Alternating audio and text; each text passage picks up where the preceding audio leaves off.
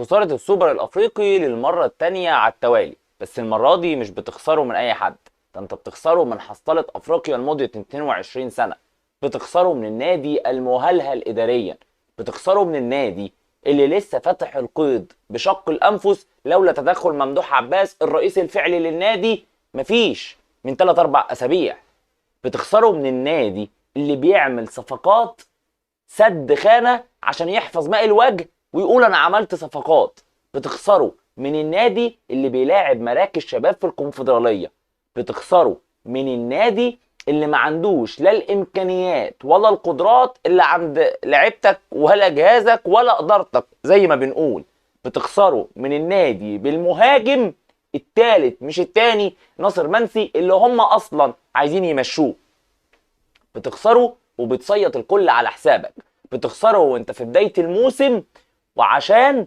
مجلس إدارة النادي الأهلي يكون مبسوط، عشان اللي بيطبلوا لمجلس إدارة النادي الأهلي يكونوا مبسوطين ويناموا مرتاحين، بتخسروا عشان مجلس إدارة النادي الأهلي اللي قلنا إنه فشل في إدارة ملف الصفقات وبيفشل في إدارة ملف الصفقات يكون نايم النهاردة مبسوط وانت بتخسر السوبر الأفريقي التاني ليك على التوالي. ومن مين؟ زي ما بقول لك أهو، من حصالة أفريقيا. يا ريت بتخسروا من فريق كرويا أو فنيا قدك، كرويا أو فنيا كاسب كل حاجة في آخر موسمين، ده انت بتخسروا من الفريق الأسوأ والأضعف، ولكن كان الأحسن والأقوى في ماتش النهاردة، ما نقدرش ننكر ده. شايف بقى كل ده؟ هو النهاردة اللي يستاهل، يستاهل، ما احنا مش زيهم ولا هنعمل زيهم، ولا هطلع اقول اصل الحكم، ولا هطلع اقول اصل الماتش في السعودية، ولا هحط الشماعات، ولا احنا زيهم ولا عمرنا هنبقى زيهم، حتى لو خسرت ماتش وخسرت بطولة، لكن عمري ما هبقى زيه، عمري ما اطلع احط الشماعات، انا هطلع اقول الحقيقة، انا خسرت عشان مجلس الادارة ده يستاهل الخسارة، مجلس الادارة اللي سمح بطلوع عبد المنعم وديانج وفي الاخر ما جابش حاجة. هتقول لي اصل ما هو جاب، لا ما جابش.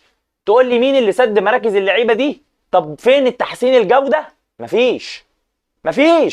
هتقول لي اصل مارسيل كولر النهارده لعب ماتش مش ماتش، وهقول لك صح، من اسوأ المباريات اللي ادارها كولر، ولكن دي ماتش، مدير فني غلط في ماتش ومعهوش امكانيات. انا بقول لك هو معهوش امكانيات، هل انت جبت له التدعيمات اللي هو محتاجها؟ الاجابه لا. هل انت خرجت من عنده لعيبه اساسيه جبت له لعيبه على نفس النهج؟ الاجابه برضو لا. هتقول لي ازاي واشرف داري؟ اقول لك بقى الظروف، ما انت جايبه متاخر فما لحقش واتصاب، والقصه دي. يحيى عطيه الله لسه ما دخلش معاك في الفورمه، وده بديل لعلي معلول، انت لسه ما ضفتش. وطبعا يحيى عطيه الله النهارده مستواه يعني غريب جدا وعجيب جدا، والكوره اللي دخلت بتاعت التعادل من كعب ساذج، كوره ملهاش اي معنى، كوره طايشه جات لك في حيازتك، عندك الاوت، عندك تطلعها، عندك تقف عليها وتاخد فاول، فقرر يلعب بالكعب، فقرر تبقى هجمه علينا، فناصر منسي في وسط 4 بدل ما يخرج بره الزمالك اللي هم اصلا عايزين يطردوه بره الزمالك، يعدي من وسط ال4 عشان يخش يجيب جول.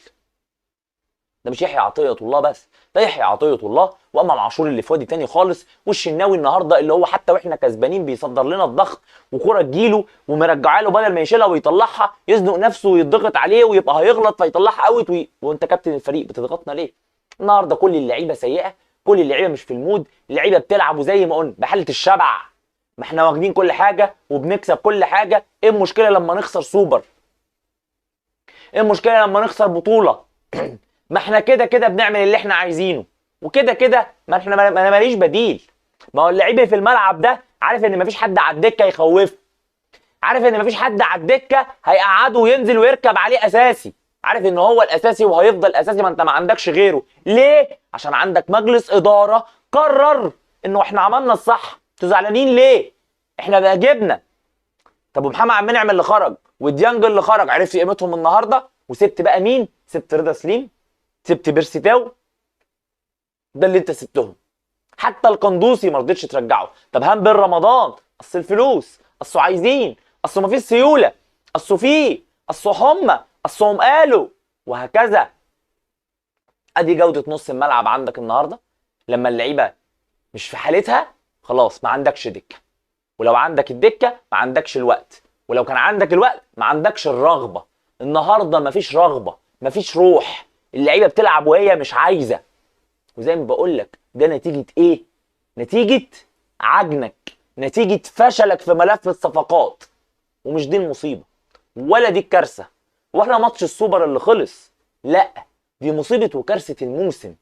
تخيل ان انت بالاداء ده وبالشكل ده وبالجوده دي وباللعيبه دي اللي ملهاش بديل، اللي هيتعب او هيتصاب ربنا يستر عليه، النهارده شفت المنظر ده قدام زي ما بقول لك الاسوأ. النهارده هو كان احسن منك ويستاهل الفوز على فكره انت اللي ما كنتش تستاهل، ولكن بقى الاسوأ اللي كسبك ده، الاضعف اللي كسبك ده، الحصاله اللي كسبك ده، المفكك اداريا وخناقات ومجالس اداره ويكسروا ازايز على بعض ويمسكوا البعض، كل ده وهو كسبك. عارف ليه؟ عشان كان عنده روح، كان عايز يكسب. عارف ليه؟ عشان اللعيبه ما كانش قدامها حل غير كده، اللعيبه ما كانش قدامها غير الماتش دي عشان تبدا الموسم ومعنوياتها في السنه. وهو بيكسب مين؟ بيكسب بطل افريقيا، بيكسب سيد اسياد افريقيا، بيكسب اللي واكل الاخضر واليابس، بيكسب البعبع، بيكسب اللي مكرهه ومعقده في حياته وفي عيشته، بيكسبه النهارده. كان عنده دوافع لده، لكن انت ما كانش عند لعيبتك دوافع، لان لعيبتك دي عارفه انك ما تقدرش تطلعها بره الملعب. مين بديل الشحات؟ مفيش. مين بديل امام عاشور؟ مفيش. انا بقول لك اهو مفيش. مين بديل وسام؟ مفيش. مين بديل يحيى عطية الله؟ مفيش. مين بديل ديانج؟ مفيش. مين بديل اكرم؟ مفيش. مين بديل رامي ربيعه؟ مفيش. مفيش. يبقى انا هفتي. مين بديل الشناوي؟ شوبير، لكن ما تقدرش تقعده، ما تقدرش، لا تجرؤ انك تقعده. ايوه احنا وصلنا للمرحله دي، فكانت دي النتيجه. تخيل بقى الكارثه وانت داخل على معمعه الانتركونتيننتال. تخيل المنظر ده في استاد القاهره وسط 80,000 متفرج في ماتش العين الاماراتي. تخيل الفريق اللي بجوده العين الاماراتي وامكانيات لعيبه العين الاماراتي واستقرار العين الاماراتي وكل اللي انت عايز تقوله هيعمل معاك ايه. انت لعبت الفريق اللي ما عندوش الجوده، ما عندوش الامكانيات، ما عندوش الاستقرار، وعنده خناقات وقصص وتسريبات ولعيبه ومشاكل وخناقات واوضه اللبس خربانه ومفيش فلوس ولعيبه عايزه تمشي ولعيبه انتوا عايزين تمشوها ومش عارفه وكل اللي انت عايز تقوله، وعمل معاك كده. العين الاماراتي هيعمل معاك ايه؟ افريقيا هتعمل فيها ايه؟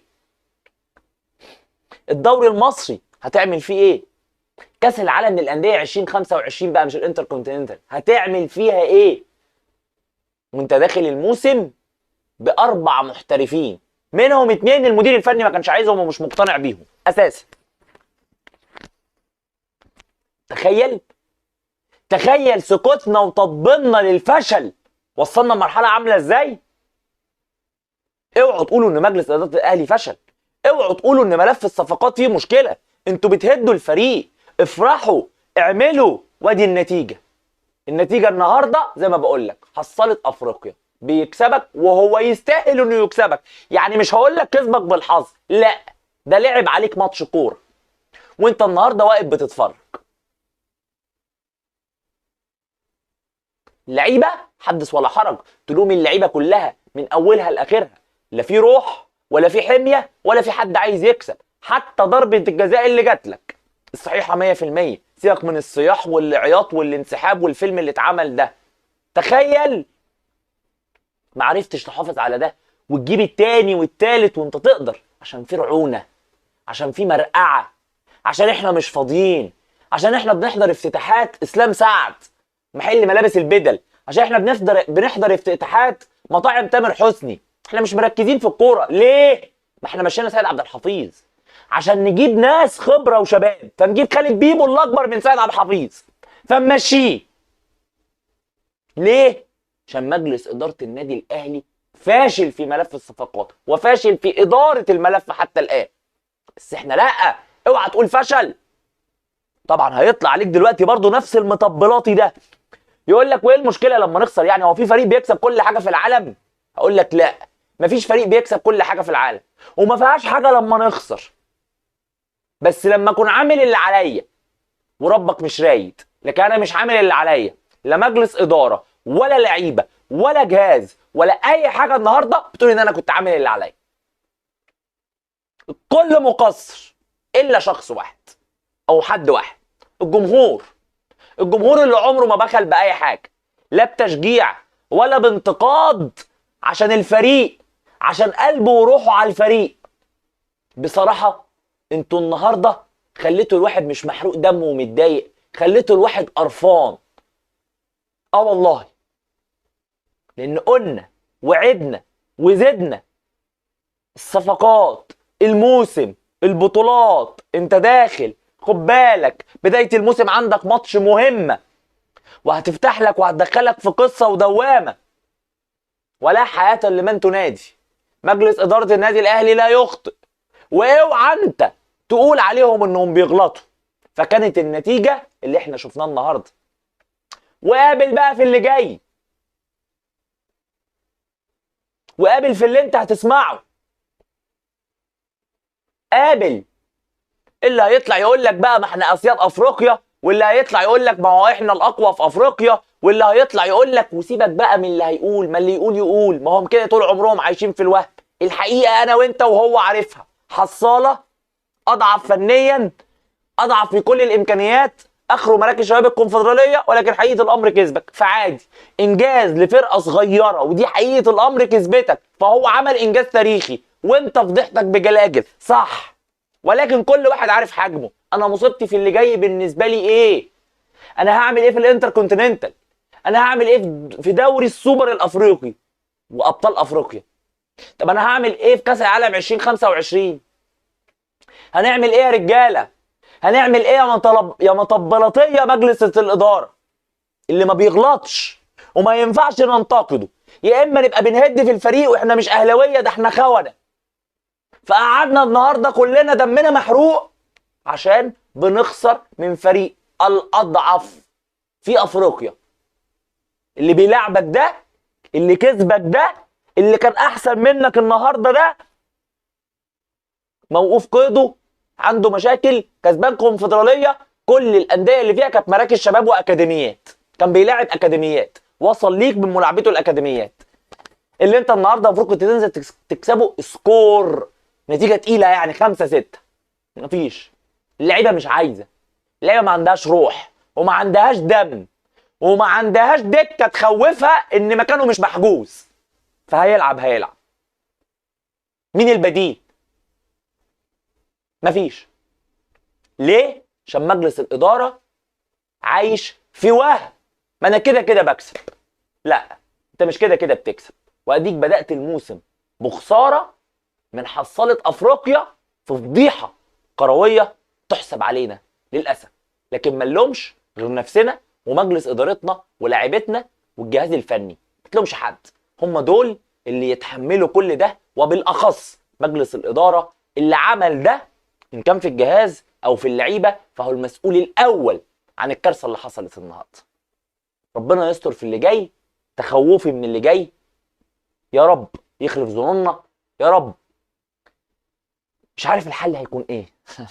انت عندك ماتش العين خلاص في شهر 10 بنفس القائمه اللي موجوده عندك.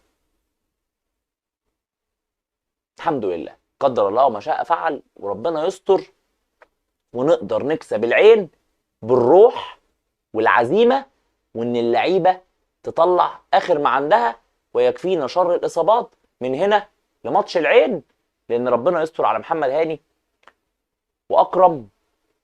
انا مش مطمن. شكرا ليكم وشكرا لمتابعتكم، ان شاء الله باذن الله اشوفكم في حلقه جديده من المشجع. سلام.